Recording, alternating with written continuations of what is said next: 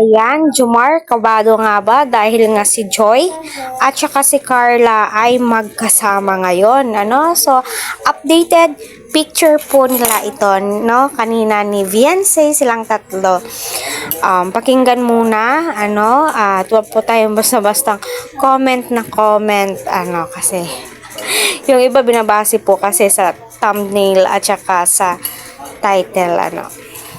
Marami po ako napanood na kesyo daw si Joy umiyak, si Jomar at saka si Joy nagliligawan. My God, wala pong katotohanan ang lahat na yan. Puro haka-haka lamang po yan.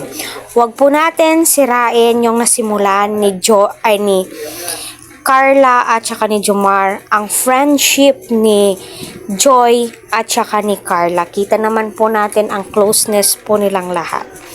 Ika nga po ni Kalingap Rab, suportahan po natin ang mga Kalingap Angels. Huwag po natin silang pag-away-awayin dahil lamang po gusto po natin magka-views. Kahit naman po ako gusto ko rin, pero in other side, tignan din po natin kung ano po yung kakalabasan po nito, no? Kung aawayin ng mga supporters ni Carla itong si Joy na wala siyang kaalam-alam sa mga nangyayari.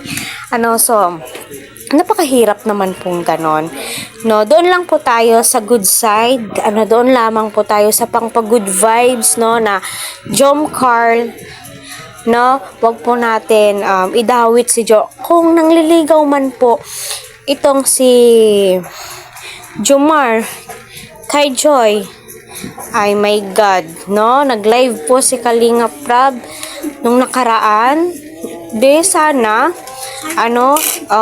pinaliwanag niya na po ito, no? Pinaliwanag niya na po sa atin at siguro na-stop na din po yung pagva-vlog kasi nga po sabi nga ni Jomar nung nakaraan, hindi po siya papasok sa isang love team kapag siya ay may girlfriend, mayroon siyang nililigawan.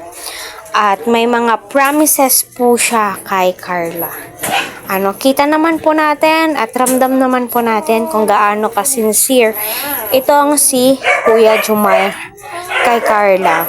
Para sa akin, wag po natin pag-awayin ang mga Kalingap Angels patungkol lang sa haka-haka, 'di ba? Para sa akin lamang po kasi kita naman po natin kung gaano sila kababait,